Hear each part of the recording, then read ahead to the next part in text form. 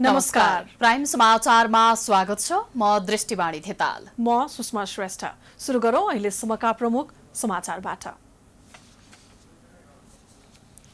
सत्तारूढ दल नेकपाको विवाद कर्णाली प्रदेशमा छताछुल्ल। ओली निकट सांसदहरूद्वारा दाहाल निकट मुख्यमन्त्री विरुद्ध अविश्वासको प्रस्ताव। शाहीलाई हटाएर कडेल मुख्यमन्त्री बन्ने दाउमा। कोरोना संक्रमणले हुने दैनिक मृत्यु आज अहिलेसम्मकै धेरै 22 जना। काठमाडौँ उपत्यकामा 1500 सहित देशभर 2000 जनामा संक्रमण। सक्रिय संक्रमित 31,000 लाग्यो। कोरोना संक्रमितको संख्या बढेसँगै स्वास्थ्य सेवा अस्तव्यस्त।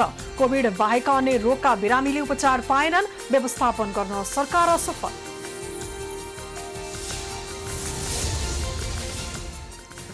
डाक्टर बाबुराम भट्टराईले बुढी गण्डकी आयोजनामा ओली, दाहाल र देउबा मिलेर 9 अर्ब कमिसन खाएको आरोप लगाएपछि कांग्रेसको प्रतिवाद। अख्तियारलाई अनुसन्धान गर्न आग्रह।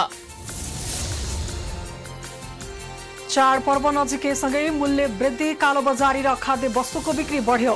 सरकारले सञ्चालन गरेको सहुलियत पसलमै मिति नाघेका र लेबलिङ नभएका वस्तु बिक्री भइरहेको खुलासा। उत्तर कोरियाद्वारा अमेरिकासम्म मार हान्न सक्ने शक्तिशाली क्षेप्यास्त्र। सार्वजनिक शत्रुको सम्भावित खतराबाट जोगिन हतियार प्रदर्शन गर्नु परेको नेता किमको भनाई।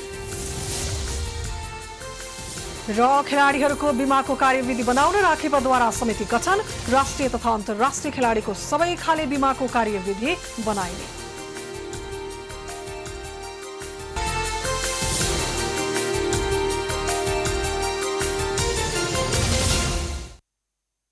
अब समाचार विस्तारमा। कोरोनाले हुने दैनिक मृत्युमा आज कृतिमानी कायम भएको छ। आज अहिलेसम्मकै धेरै 22 जना संक्रमितको मृत्यु भएको हो। संक्रमितको संख्या भने हिजोभन्दा 3000 कम अर्थात् 2000मा सीमित भएको छ। सक्रिय संक्रमितको संख्या 31,000 नागेको छ भने करिब 70% निको पनि भएका छन्। 2071 जना नयाँ कोरोना संक्रमित थपिएका छन्। स्वास्थ्य तथा जनसङ्ख्या मन्त्रालयको नियमित प्रेस ब्रिफिङमा स्वास्थ्य मन्त्रालयका प्रवक्ता डाक्टर जागेश्वर गौतमका अनुसार उपत्यकामा 1416 कोरोना संक्रमित थपिएका छन्। संक्रमित मध्ये काठमाडौँमा 1145, भक्तपुरमा 110 र ललितपुरमा 161 जना सहित देशभर 2071 जनामा कोरोना पुष्टि भएको स्वास्थ्य तथा जनसङ्ख्या मन्त्रालयको नियमित प्रेस ब्रिफिङका क्रममा प्रवक्ता गौतमले जानकारी दिनुभएको छ। योसँगै नेपालमा कोरोना संक्रमितको संख्या 1,07,755 पुगेको छ। मन्त्रालयका अनुसार कोरोना संक्रमणबाट थप 22 जनाको मृत्यु भएको छ। यो एकै दिन हालसम्मकै धेरै मृत्यु हो। आज काठमाडौँ उपत्यकामा मात्रै 5 जनाको मृत्यु भएको छ। योसँगै कोरोना संक्रमणबाट मृत्यु हुनेको कुल संख्या 636 पुगेको स्वास्थ्य तथा जनसङ्ख्या मन्त्रालयले जनाएको छ। मन्त्रालयका अनुसार यो कुल संक्रमित मध्ये 0.59% हो। गत 24 घण्टामा नयाँ संक्रमितको संख्या 2071 रहेको छ। आज काठमाडौँ उपत्यका मध्ये काठमाडौँमा 1145, भक्तपुरमा 110, ललितपुरमा 161 गरी जम्मा संक्रमितको संख्या 1416 छ। क्वारेन्टिनमा रहनुभएका व्यक्तिहरूको संख्या 4613 रहेको छ। स्वास्थ्य तथा जनसङ्ख्या मन्त्रालयले रुगाखोकीका लक्षण देखिने बित्तिकै कोभिड-19 को आशंका गर्नुपर्ने अवस्था आएको बताएको छ। मन्त्रालयका प्रवक्ता गौतमले मौसम परिवर्तनसँगै लाग्ने रुगाखोकी र कोभिड-19 संक्रमणको लक्षण मिल्ने बताएका हुन्। प्रवक्ता गौतमले रुगाखोकी लागेकालाई संक्रमणको जोखिम रहने उनले बताए। त्यसैगरी पछिल्लो 24 घण्टामा देशभर 1552 जना उपचारपछि निको भएर डिस्चार्ज भएका छन्। यो सहित डिस्चार्ज हुनेको कुल संख्या 75,804 पुगेको छ। यो कुल संक्रमितको 70.4% हो। कोभिड-19बाट संक्रमण मुक्त भई गत 24 घण्टामा डिस्चार्ज हुनुहुनेहरूमा जम्मा 1552 हुनुहुन्छ। आजसम्म डिस्चार्ज हुनुहुने 75,804। देशभर 31,315 सक्रिय संक्रमित रहेका छन्। उनीहरूमध्ये 17,666 होम र 13,649 संस्थागत आइसोलेसनमा छन्। उनीहरूमध्ये 329 जनाको आइसियु र 76 जनाको भेन्टिलेटरमा उपचार भइरहेको स्वास्थ्य तथा जनसङ्ख्या मन्त्रालयले जनाएको छ। देशभरका क्वारेन्टिनमा 4,613 जना रहेका छन्। शिक्षा विज्ञान तथा प्रविधि मन्त्री गिरिराजमणि पोखरेललाई कोरोना संक्रमण पुष्टि भएको छ। शनिबार राति ज्वरो आएर पाटन अस्पताल भर्ना भएका मन्त्री पोखरेलको पीसीआर परीक्षण गर्दा आइतबार पोजिटिभ देखिएको हो। पाटन अस्पतालमा उपचाररत मन्त्री पोखरेलको स्वास्थ्य अवस्थामा केही सुधार भएको छ। यसैबीच मन्त्री पोखरेलको सचिवालयले उनीसँग सम्पर्कमा आएका सबैलाई सतर्क रहन र सुरक्षित हुन आग्रह गरेको छ। यसअघि शनिबार संस्कृति पर्यटन तथा नागरिक उड्डयन मन्त्री योगेश भट्टराईलाई पनि कोरोना संक्रमण पुष्टि भएको थियो।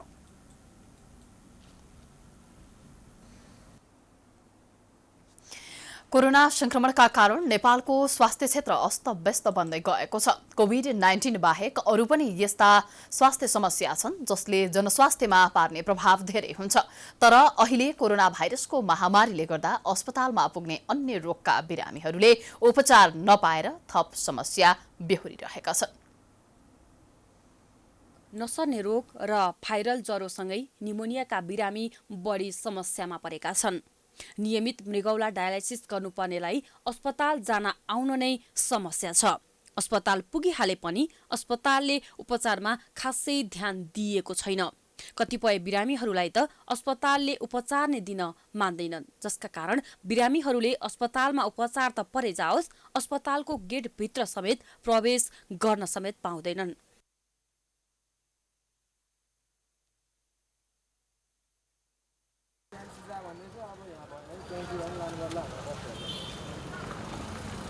निमोनिया र ज्वरोका बिरामीको लक्षण कोरोनासँग मिल्दोजुल्दो भएकोले छन् उनीहरूको उपचारमा ढिला हुने गरेको बिरामीहरूको गुनासो छ।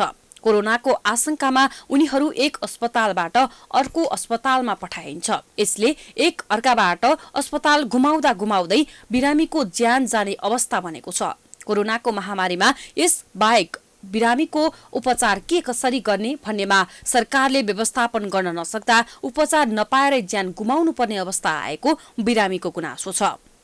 मान्छे बरु बित्ला बरु त्यतिकै छोडिदिन्छन्। यत्रो भनौँ न घटना भएर 5-5 दिन भइसक्यो। 5 दिनको दिनमा बल्ल सिटी स्क्यान गराउन ल्याउँदैछन्। अझ घाउको हेरचाह गर्नै बाँकी छ। घाउमा टाउकोमा घाउ छ, टाका मार्नुपर्ने छ, त्यो पनि बाँकी नै छ। पीसीआर को रिपोर्ट अझै आउन बाँकी छ।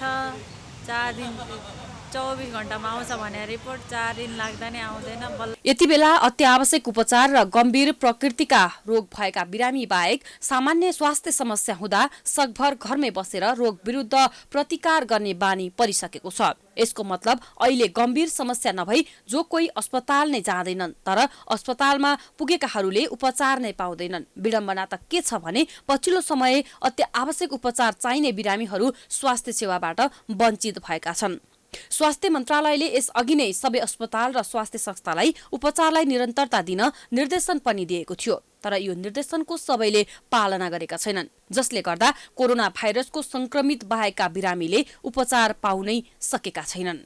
आज भोलि भन्नुहुन्छ, मेरो यहाँ मान्छे कोही पनि छैन। अनि त्यसपछि आन्छु रिपोर्ट आज गराऊ भोलि गराऊ भन्नुहुन्छ। 2टा पार्टी जाँच भयो, अब शुक्रबार बनाउनु छु अब भन्नुभएको छ। अब खै त्यही पनि दसैँ अगाडि हुन्न होला, अपरेसन पछि नै हुन्छ भन्नुहुन्छ। मेरो मान्छे कोही छैन, अनि त्यही भएर हैरान भएर बसिरहेको छु। सरकारी स्तरबाटै कडा निर्देशन दिएर कार्यान्वयन गरियो। अस्पतालले अन्य रोगका बिरामी भर्ना नलिएको, उपचार गर्न नमानेको अस्पताल चाहँदै बिरामीको ज्यान गएको जस्ता घटनाले अस्पतालहरूमा लापरवाही भएको स्पष्ट हुन्छ।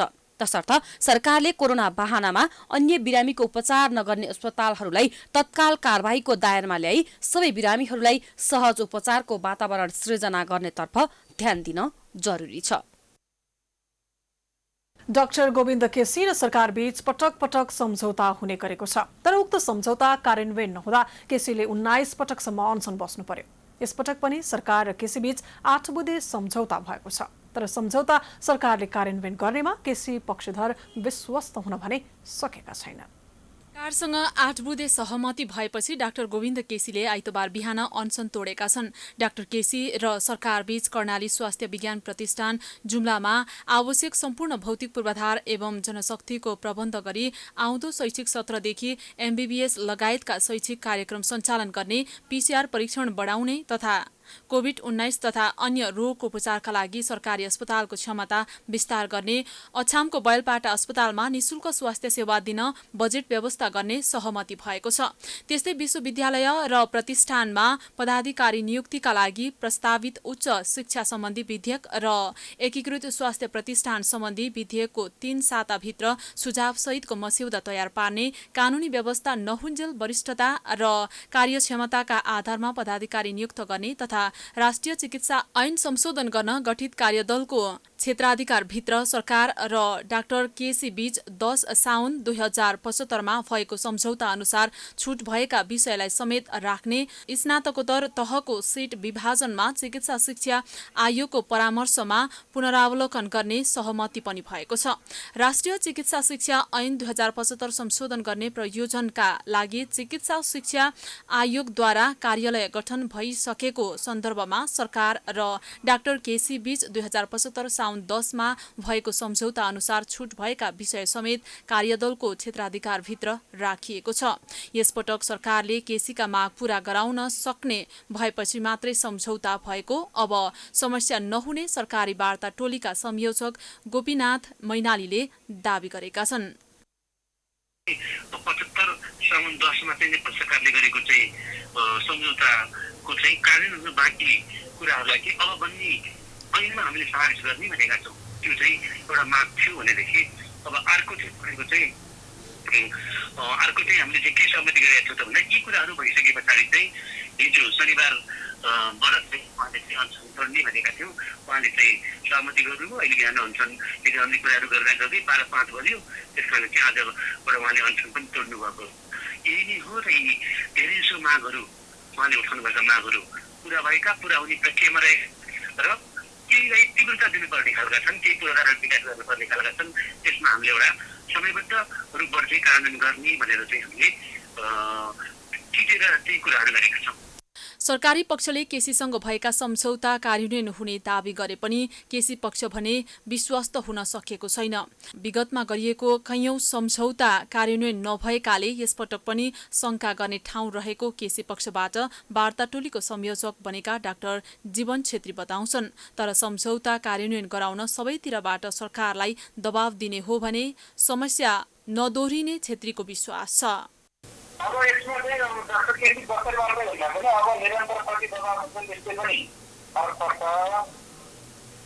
त्यसमा अब तपाईँहरूले यस्तो जवाब दिइराख्न सक्यो, सरकारलाई जवाब गराउन सक्यो भने चाहिँ धेरै कार्यान्वयन गर्ला। अनि होइन अब हामी सबै मिलाएर बस्यो भने चाहिँ सरलाई मात्रै नटेर्ने सम्भावना पनि छ। तर म चाहिँ आशावादी चाहिँ पुरै विश्वास नगरे पनि चिकित्सा शिक्षा क्षेत्रको सुधारका लागि केसीले पटक पटक अनसन बस्ने र सरकारसँग सम्झौता गर्ने क्रमको 8 वर्ष पूरा भइसकेको छ। तर विगतमा सरकारले सम्झौता कार्यान्वयन नगर्ने समस्या एकातिर छ भने अर्कोतिर नयाँ नयाँ समस्या थपिएपछि केसी अनसन बस्ने गरेका थिए। सरकारले 50,000 अमेरिकी डलर भन्दा बढी मूल्य पर्ने सवारी साधनमा लगाएको प्रतिबन्ध फुकुवा गरेको छ। असोज 22 गतेपछिको मन्त्री परिषदको निर्णय सार्वजनिक गर्न आइतबार सिंहदरबारमा आयोजित पत्रकार सम्मेलनमा सरकारका प्रवक्ता प्रदीप ग्यवालीले 50,000 डलर भन्दा बढीका सवारी साधनमा लगाइएको प्रतिबन्ध हटाउने निर्णय गरेको जानकारी दिनुभयो। बैठकले मदिराको आयातमा पनि खुल्ला गर्ने निर्णय गरिएको उहाँले बताउनु भएको छ। बैठकले निक्षेप तथा कर्जा सुरक्षण कोषको सञ्चालन समितिको अध्यक्ष पदमा अर्थ मन्त्रालयका राजस्वतर्फका सचिव रामशरण पुडासैनीलाई नियुक्त गर्ने निर्णय समेत गरेको छ। यसैगरी कीटजन्य रोग तथा अनुसन्धान तालिम केन्द्र विकास समितिको अध्यक्षमा डाक्टर वशिष्ठ प्रसाद रिजाललाई नियुक्त गरिएको छ भने सिंहदरबार वैद्यखाना विकास समितिको अध्यक्षमा डाक्टर बाबुराजा अमात्य नियुक्त गरिएको छ। यसैगरी राष्ट्रिय आयुर्वेद तथा तालिम केन्द्र विकास समितिको अध्यक्षको जिम्मेवारी डाक्टर देवबहादुर रोका छेत्रीलाई दिइएको छ। त्यसैगरी लुम्बिनी विकास कोषको सदस्य सचिवमा सानुराजा साक्यलाई नियुक्त गरिएको छ भने नेपाल वायु सेवा निगमको महाप्रबन्धक पदमा डेमप्रसाद पौडेलले नियुक्ति गरिने भएको छ। पेट्रोलियम पदार्थ तथा ग्यास मूल्य स्थिरीकरण कोष सञ्चालन दोस्रो संशोधन नियमावली 2077 स्वीकृत गर्ने निर्णय गरेको छ। सोही मन्त्रालयकै प्रस्तावमा मिति 76/12/24 को नेपाल राजपत्रमा प्रकाशित उद्योग वाणिज्य तथा आपूर्ति मन्त्रालयको सूचनामा देहाय बमोजिमको संशोधन गरी संशोधित सूचना नेपाल राजपत्रमा प्रकाशित गर्ने। यसमा के चिजहरूको निकासी पैठारीमा हामीले बन्देज लगाएका थियौँ, त्यसमध्ये केहीलाई खुला गर्ने निर्णय गरिएको छ। पत्रकार सम्मेलनमा प्रवक्ता गेवालीले कोरोना भाइरसको महामारी विरुद्धको लडाईँमा काठमाडौँ पछि परेको देखिएको भन्दै विशेष सजगता अपनाउन आग्रह गर्नुभएको छ। कोरोना नियन्त्रणमा कतिपय जिल्लाको प्रयास उदाहरणीय नभए पनि काठमाडौँको व्यवस्थापन भने गम्भीर चुनौती देखिएको गेवालीले बताउनु भएको हो। उहाँले काठमाडौँका आम नागरिक, जनप्रतिनिधि र सङ्घ-संस्थालाई कोरोना महामारी नियन्त्रणमा बाँके, कपिलवस्तु, वीरगञ्ज जस्ता ठाउँमा अपनाइएको राम्रो अभ्यासबाट सिक्न आग्रह समेत गर्नु भएको छ। तीव्र बन्दै गएको छ। बाहिर कतिपय जिल्लाहरूले राम्रैसँग व्यवस्थापन गरेको देखिएको भए पनि काठमाडौँको व्यवस्थापनमा गम्भीर चुनौतीहरू पनि देखा परेका छन्। त्यसैले यसलाई कुनै पनि अर्थमा हल्का ढङ्गले नलिनुको निम्ति म यहाँहरू मार्फत सबै आम दाजुभाइ दिदीबहिनीहरूमा आग्रह गर्न चाहन्छु। 10,50,000 भन्दा बढी मान्छेहरूको ज्यान लिने यो सामान्य हुँदै होइन। त्यसकारणले यसप्रतिको उच्च सतर्कतालाई रत्तिभर पनि कमी गर्नु हुँदैन भन्ने म आग्रह गर्न चाहन्छु।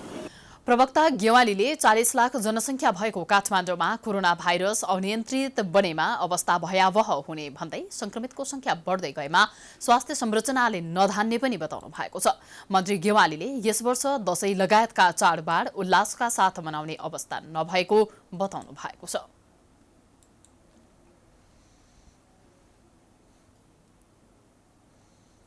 समाचारको सिलसिला जारी छ। हामी विश्राम पछि आउँछौं।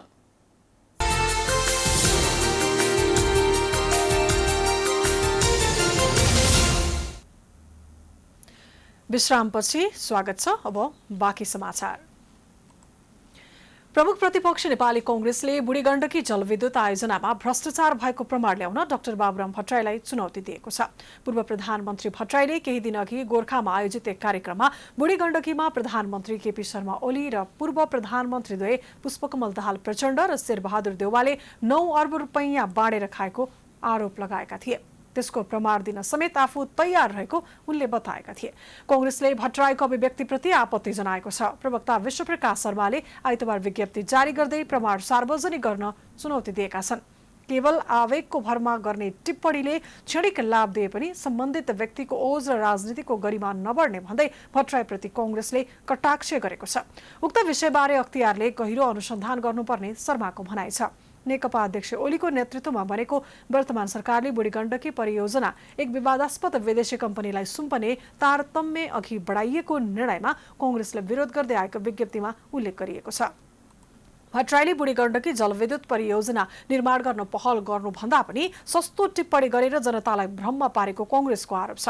भट्टराईले लगाएको आरोपबारे प्रधानमन्त्री ओली र नेकपा अध्यक्ष दाहालको तर्फबाट भने कुनै प्रष्टीकरण वा खण्डन आएको छैन। भट्टराईले पनि आफूसँग भएका प्रमाणबारे थप केही बोलेका छैनन्।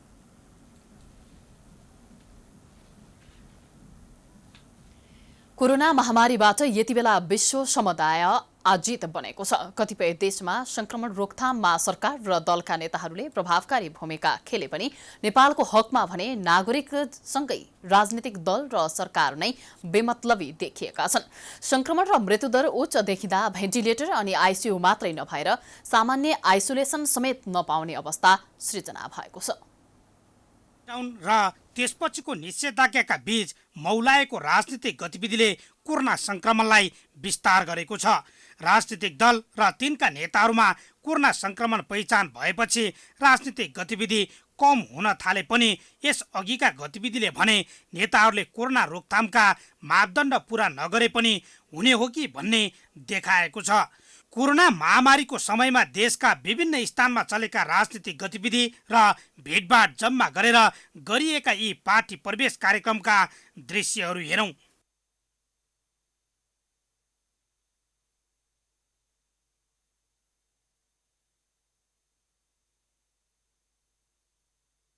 गत फागुन अन्तिम साता कोरोना संक्रमण पहिचान भएको नेपालमा 6 महिनामै लाख बढी संक्रमित बनेका छन्।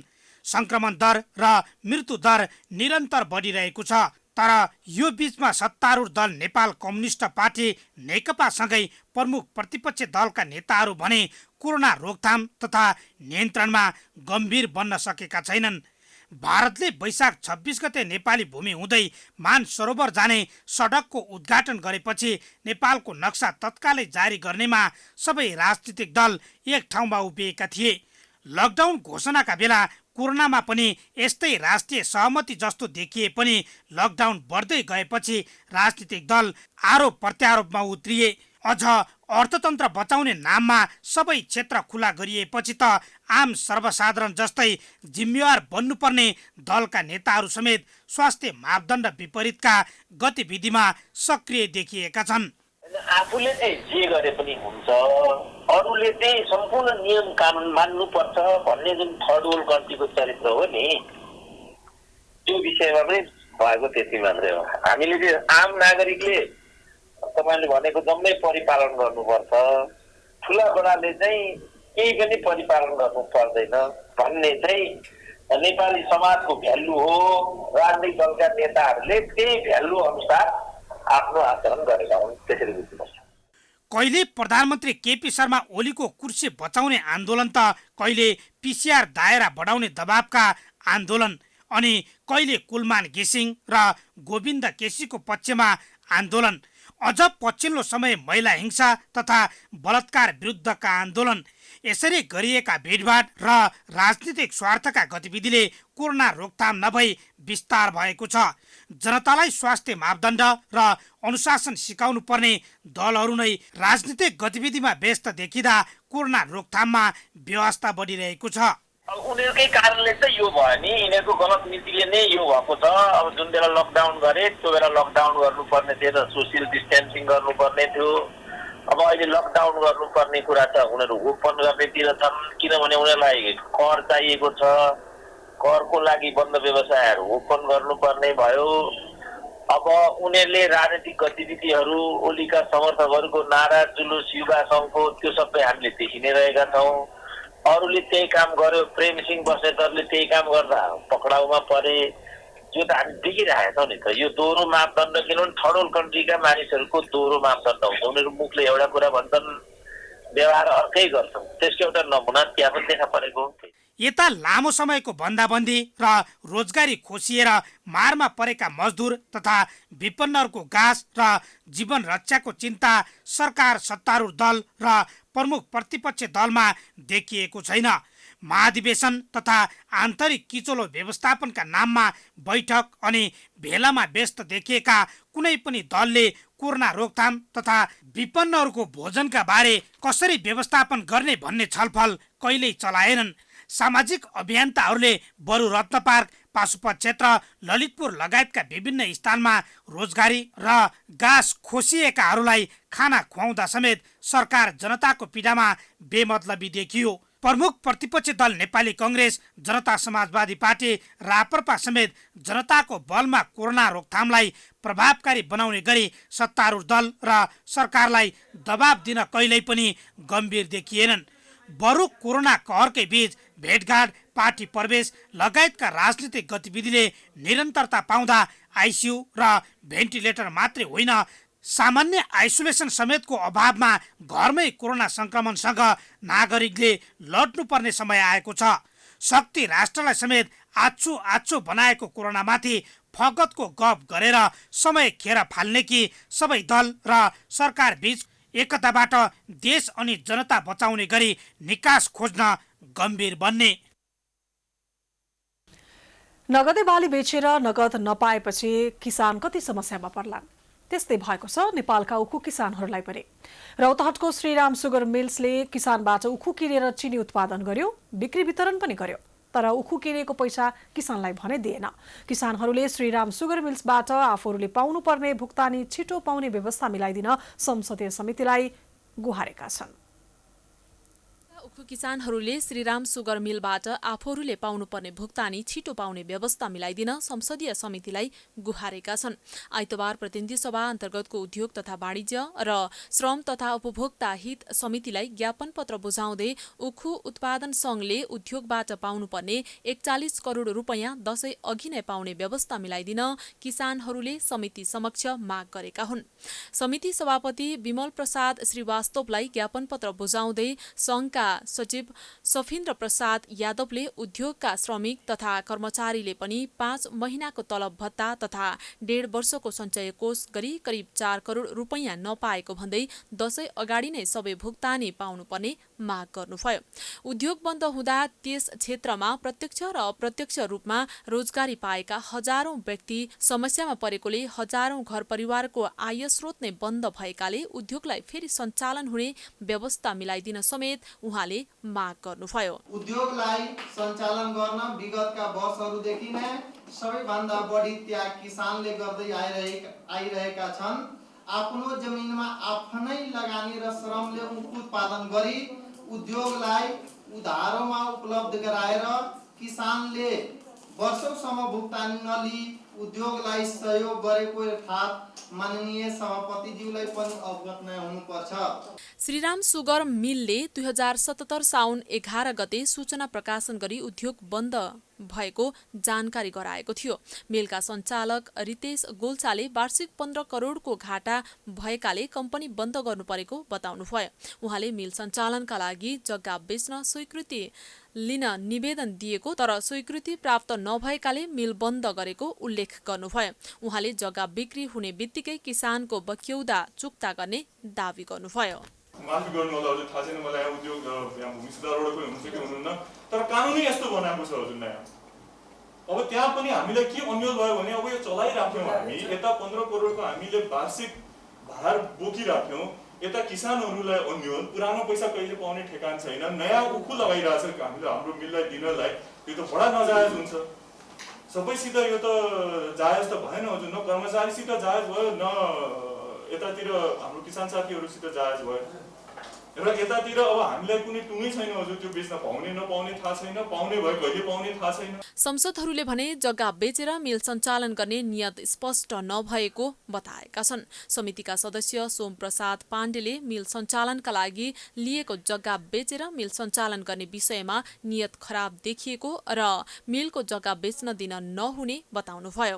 हामी उद्योगीलाई पनि सहयोग गर्छौँ, व्यवसायलाई पनि सहयोग गर्छौँ, उहाँको निम्ति हामीले चाहिँ नीति नियमदेखि लिएर सबै कुरामा चाहिँ सरकारसँग अनुरोध चाहिँ गर्छौँ, तर नियत खराब गरिसकेपछि त्यो चाहिँ सकिँदैन। त्यसकारण चाहिँ यो चिनी मिल पनि नियत खराबबाट आइपुगेको हो। त्यसमा मैले धेरै कुरा गर्न सक्दिनँ। फेरि अहिले उहाँले जग्गा बेच्ने जे कुरा गर्नुभएको छ त्यो चाहिँ गलत कुरा हो। नेपाल सरकारले जग्गा बेच्न अहिलेसम्म नीति छैन र दिन पनि हुँदैन। समितिले यस विषयमा सरकारवालाहरूसँग छलफल गर्ने जनाएको छ। रौतहटको गरुडा स्थित 26 वर्ष पुरानो श्रीराम सुगर मिल वर्षेनी घाटामा रहेको कारण देखाउँदै गोल्छा अर्गनाइजेसनले बन्द गर्ने निर्णय गरेको थियो, जसका कारण 325 जना मजदुरको रोजगारी गुमेको छ भने किसानहरूले वर्षौंदेखिको बक्यौदा पाउन सकेका छैनन्। सञ्चार गृहबाट कोरोना महामारीको बहानामा पीडित बनाइएका पत्रकार तथा कर्मचारीहरूले सूचना तथा प्रसारण विभागमा लालटिन बालेर प्रदर्शन गरेका छन्। आइतबार नेपाल पत्रकार महासंघ, श्रमजीवी हित प्रवर्धन समिति र सञ्चार गृहका पीडित पत्रकार कर्मचारी संयुक्त संघर्ष समितिको अगुवाईमा श्रमजीवी पत्रकार ऐन कार्यान्वयन नगर्ने र नगराउने खै सरकार कता छ भन्दै दिउँसै लालटिन बालेर प्रदर्शन गरेका हुन्। सञ्चार गृहको ज्यादती र शोषणको विषयमा पटक पटक आवाज उठाए पनि कोरोना महामारीलाई देखाएर तलब सुविधा नदिएको र जबरजस्ती कामबाट निकालेको भन्दै उनीहरू आन्दोलित भएका हुन्। पत्रकार महासंघका महासचिव रमेश विष्टले श्रमजीवी पत्रकारको हक अधिकार स्थापित गर्न सरकार उदासीन भएको भन्दै दबाव स्वरूप आन्दोलन गर्नु परेको बताउनुभयो। उहाँले अब पनि श्रमजीवी पत्रकारहरूको समस्या सुनवाई नभए सञ्चार गृहलाई अवरोध गर्ने गरी कडा आन्दोलन गर्ने चेतावनी पनि दिनुभएको छ। निर्वाह गर्नुपर्ने हो। श्रमजीवी पत्रकारहरूको हक र अधिकार रक्षाको लागि सरकार पनि उदासीन बनेको कारणले गर्दाखेरि हामी सरकारको पनि गम्भीर ध्यान आकर्षण गराएका छौँ र सम्बन्धित सञ्चार प्रतिष्ठानहरूलाई पनि श्रमजीवी पत्रकारहरूको हक अधिकारलाई प्रत्याभूति गर्नका लागि हामी दबाब सिर्जना गरिरहेका छौँ। उनीहरू असोज 15 गतेदेखि 27 गतेसम्म आन्दोलनको पहिलो चरणमा र 20 गतेसम्म 5 दिने रिले अनसनमा बसेका थिए। समितिले उनीहरूले 27 गते बालुवाटारमा आधा घण्टा शान्तिपूर्ण धरना दिने जनाएका छन्।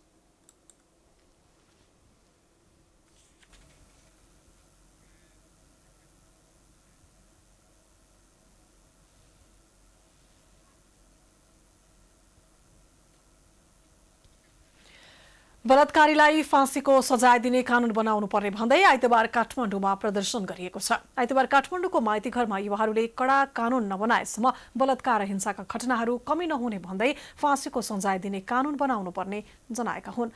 प्रदर्शनमा सहभागीहरूले पहिले आफ्नो सोच बदलौं, नारीको पहिचान हेरौं, म कसैको छोरी चेली लगायतका ब्यानर प्रदर्शन गरेका थिए।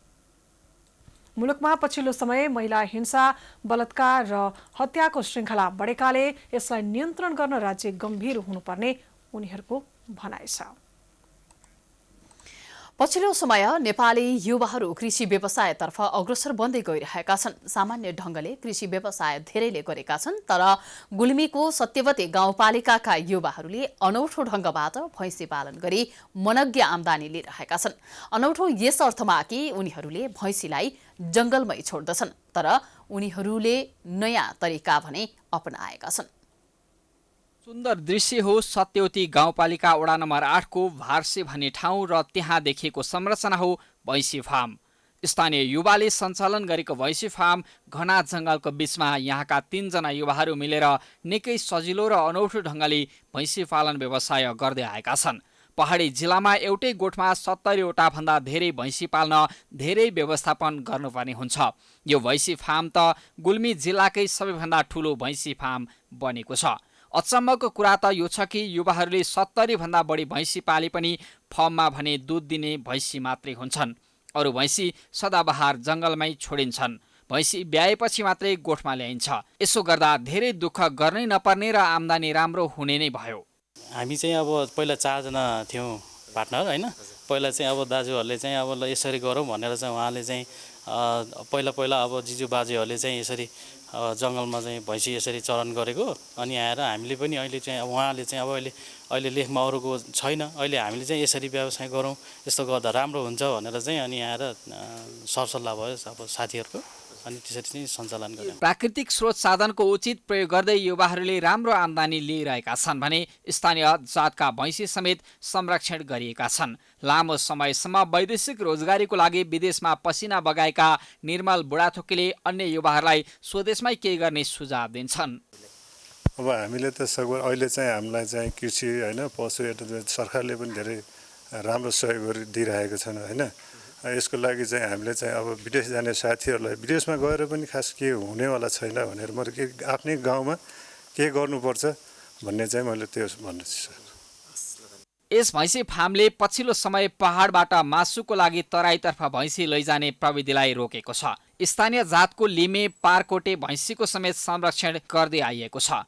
यस भैँसी फार्मलाई राष्ट्रिय स्तरकै अनुसन्धान केन्द्रको रूपमा विकास गर्नुपर्ने कृषि विज्ञहरू बताउँछन्। भैँसी फर्ममा यो साथीहरूले गरेको कार्य चाहिँ नेपालकै सन्दर्भमा अलिकति नमुना काम हो।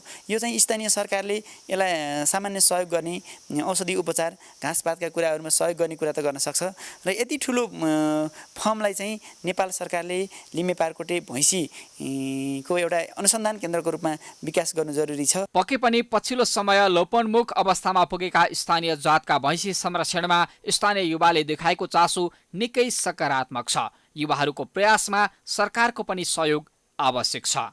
सत्यवतीका युवाहरूले अनौठो ढङ्गले व्यवसाय सञ्चालन गरी राम्रो आम्दानी लिइरहनु भएको छ भने स्थानीय लोपउन्मुख जातको भैँसी समेत उहाँहरूले संरक्षण गर्नुभएको छ। उहाँले गरेको कार्यलाई राज्यले उच्च सम्मान गर्दै सिङ्गो राज्यले नै उहाँलाई सहयोग साथ दिन जरुरी छ। Dibi Khadka, prime times television, Gulmi. समाचारको सिलसिला जारी छ। हामी विश्राम पछि आउँछौँ। विश्राम अघि प्रमुख समाचार पुनः एकपटक।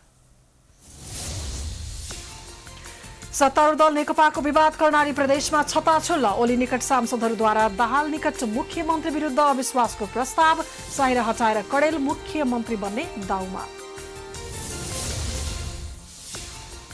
कोरोना संक्रमणले हुने दैनिक मृत्यु आज अहिलेसम्मकै धेरै 22 जना। काठमाडौँ उपत्यकामा 1500 सहित देशभर 2000मा संक्रमण। सक्रिय संक्रमित 31,000 नाग्यो। कोरोना संक्रमितको संख्या बढेसँगै स्वास्थ्य सेवा अस्तव्यस्त। कोभिड बाहेकका अन्य रोगका बिरामीले उपचार पाएनन्। व्यवस्थापन गर्न सरकार असफल।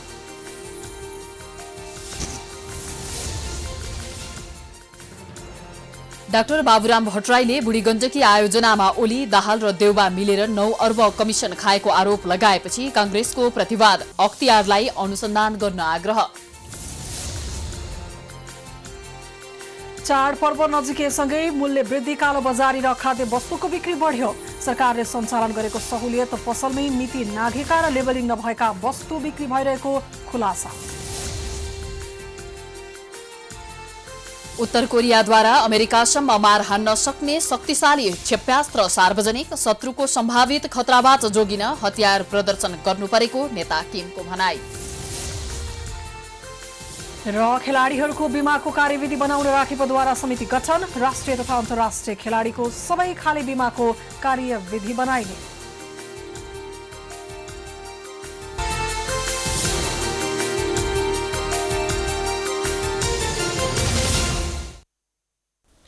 विश्रामपछि स्वागत छ।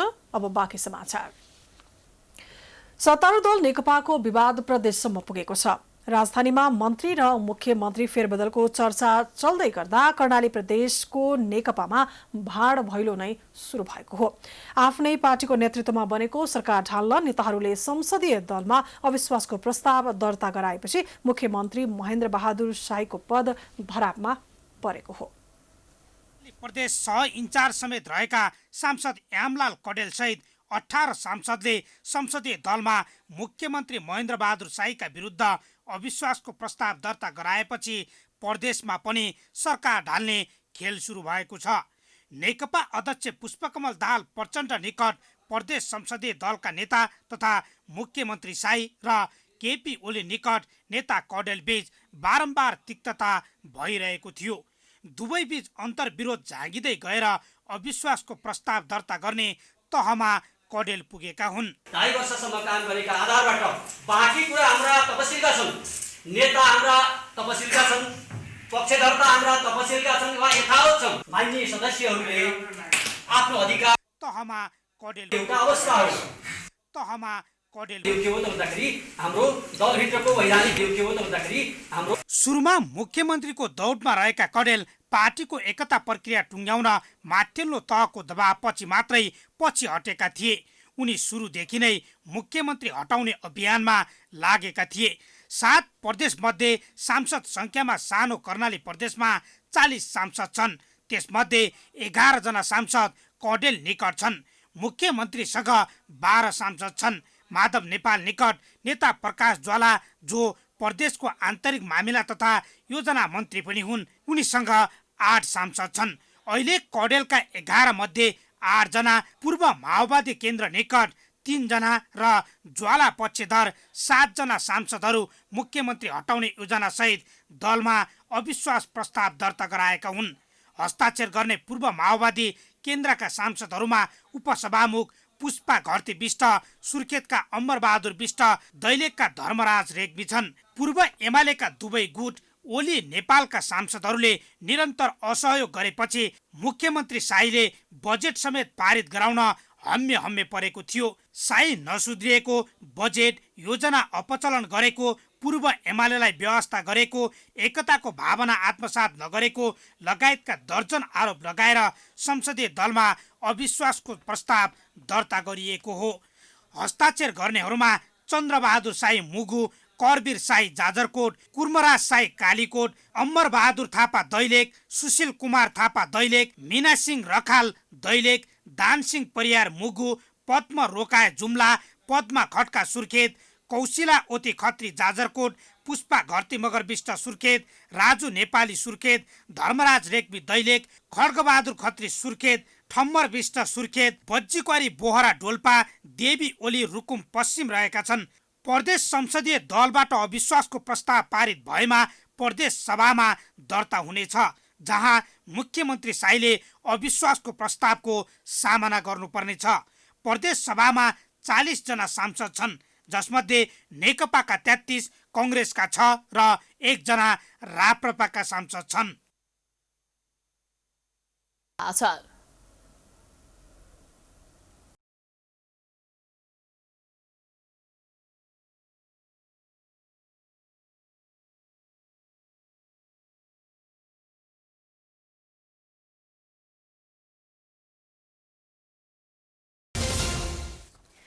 सरकारले चाडबाड नजिकिएसँगै बजार अनुगमनलाई पहिलो प्राथमिकता दिने गरेको छ। वाणिज्य विभागले चाडपर्व लक्षित विभिन्न टोली गठन गरी विशेष बजार अनुगमन सुरु गरे पनि अधिकांश अनुगमन औपचारिकतामै सीमित हुन पुगेको छ।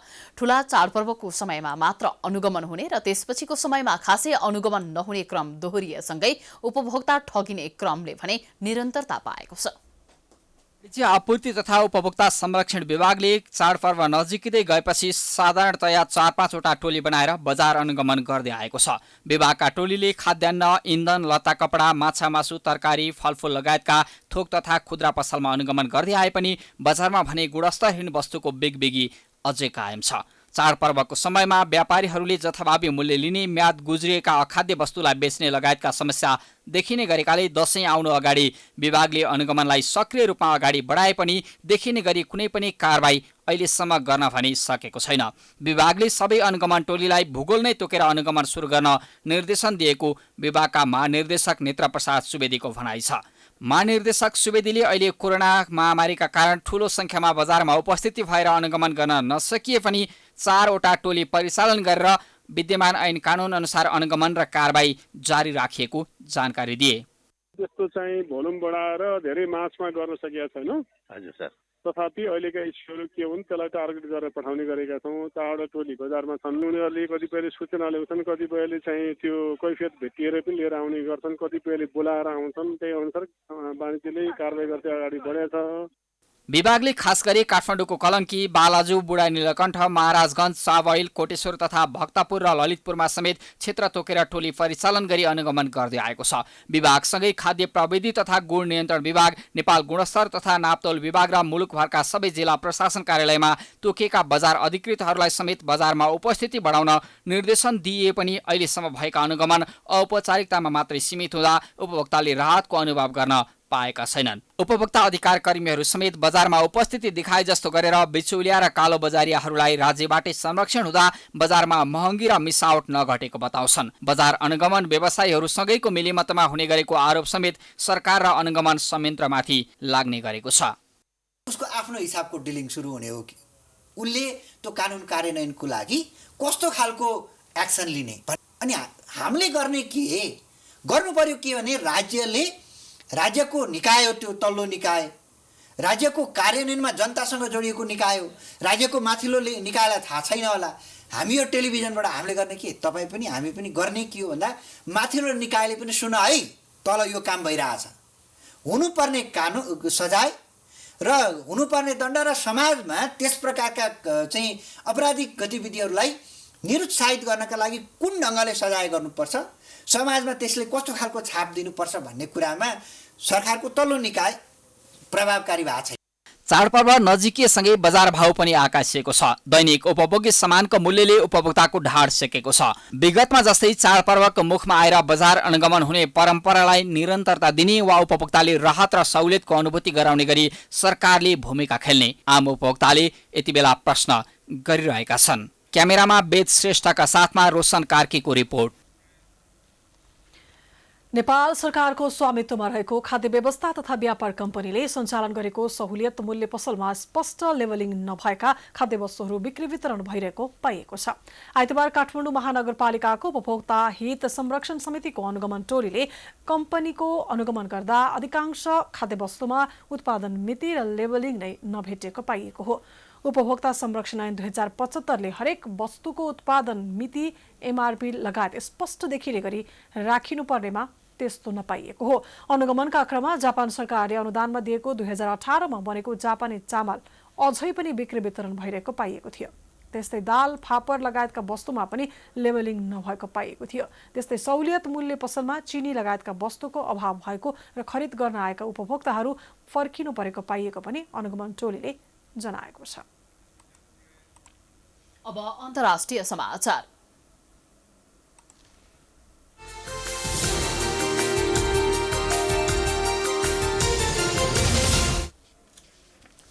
उत्तर कोरियाले शक्तिशाली क्षेप्यास्त्र सार्वजनिक गरेको छ। उत्तर कोरियाको सत्तारूढ वर्कर्स पार्टीको 75औं वार्षिक उत्सवको अवसरमा विशाल सैन्य परेडसँगै उक्त क्षेप्यास्त्र सार्वजनिक गरिएको हो।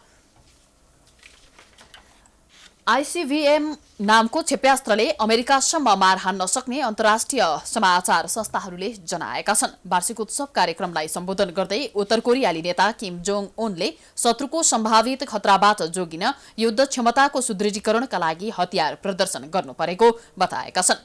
उनले दुश्मनले आणविक खतराका साथै विभिन्न चुनौती थपेकाले त्यसको प्रतिरक्षाको लागि युद्ध क्षमताको सुदृढीकरण जारी राखेर जोखिमपूर्ण प्रयासहरू र खतराहरू रोक्ने दावी गरेका छन्। उत्तर कोरियाले सन् 2018 को क्षेप्यास्त्र निशस्त्रीकरणको सम्झौता पालना गरे पनि अमेरिकाले भने शर्त पूरा नगरेको आरोप लगाउँदै आएको छ। सन् 2018 र 19 मा अमेरिकी राष्ट्रपति डोनाल्ड ट्रम्प र उत्तर कोरियाली नेता किम बीच दुई पटक शिखर वार्ता भएको थियो। ती वार्तामा कोरियाली प्रायद्वीपलाई आणविक हतियार मुक्त बनाउने समझदारी भए पनि पालना हुन सकेको छैन। अब खेलकुद समाचार।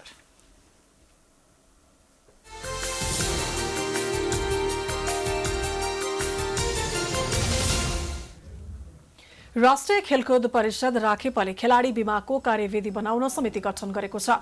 राखेपले बोर्ड सदस्य इन्दिरा निरौलाको संयोजकत्वमा खेलाडी बीमा र खेलाडी परिचय पत्र व्यवस्थापनका लागि कार्यविधि बनाउन 5 सदस्यीय समिति गठन गरेको हो। समितिलाई सरकारवाला निकायसँग छलफल गरेर खेलाडी बीमा र परिचय पत्र व्यवस्थापनको कार्यविधि बनाउन जिम्मेवारी दिएको छ। निरौला संयोजकत्वको समितिमा डेमबहादुर बस्नेत, इन्द्रबहादुर कार्की, रिखीराम पोखरेल र दीपक श्रेष्ठ सदस्य रहेका छन्। बस्नेत, कार्की र पोखरेल परिषदका विभागीय प्रमुख हुन् भने श्रेष्ठलाई खेलाडीको प्रतिनिधिको रूपमा समितिमा राखिएको छ। समितिले देशको प्रतिनिधित्व गरी अन्तर्राष्ट्रिय प्रतियोगितामा सहभागी भएका र राखेपले आयोजना गरेको राष्ट्रिय खेलकुद प्रतियोगितामा सहभागी राष्ट्रिय तथा अन्तर्राष्ट्रिय खेलाडीको जीवन बीमा, स्वास्थ्य बीमा, दुर्घटना बीमाको कार्यविधि बनाउनेछ। समितिले खेलाडीको सहुलियतका लागि परिचय पत्र समेत व्यवस्थापन गर्नका लागि सरकारवालासँग आवश्यक समन्वय गरी कार्यविधि तयार गरी परिषद समक्ष पेश गर्नेछ। समिति संयोजक निरौलाले चोट र दुर्घटनाका कारण धेरै खेलाडीले समस्या भोग्नु परेको उल्लेख गर्दै खेलाडी बीमाको प्रक्रिया अघि बढेको बताइएको छ। यो सँगै हामी समाचारको अन्त्यमा आइपुगेका छौं। जाँदा जाँदै प्रमुख समाचार पुनः एकपटक। सत्तारूढ दल नेकपाको विवाद कर्णाली प्रदेशमा छताछुल्ल। ओली निकट सांसदहरूद्वारा दाहाल निकट मुख्यमन्त्री विरुद्ध अविश्वासको प्रस्ताव, शाहीलाई हटाएर कडेल मुख्यमन्त्री बन्ने दाउमा। कोरोना संक्रमणले हुने दैनिक मृत्यु आज अहिलेसम्मकै धेरै 22 जना। काठमाडौँ उपत्यकामा 1500 सहित देशभर 2000 जनामा संक्रमण, सक्रिय संक्रमित 31,000 नाग्यो। कोरोना संक्रमितको संख्या बढेसँगै स्वास्थ्य सेवा अस्तव्यस्त। कोभिड भएका अन्य रोगका बिरामीले उपचार पाएनन्, व्यवस्थापन गर्न सरकार असफल।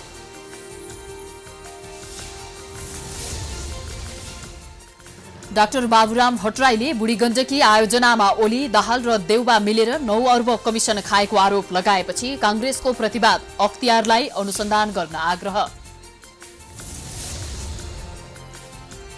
चाडपर्व नजिकैसँगै मूल्य वृद्धि, कालो बजारी र खाद्य वस्तुको बिक्री बढ्यो। सरकारले सञ्चालन गरेको सहुलियत पसलमै मिति नागेका र लेबलिङ नभएका वस्तु बिक्री भइरहेको खुलासा।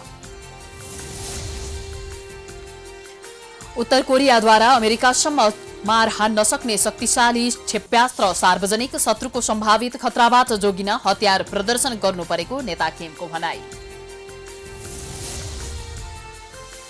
र खेलाडीहरूको बीमाको कार्यविधि बनाउन राखेपद्वारा समिति गठन, राष्ट्रिय तथा अन्तर्राष्ट्रिय खेलाडीको सबै खाले बीमाको कार्यविधि बनाइने।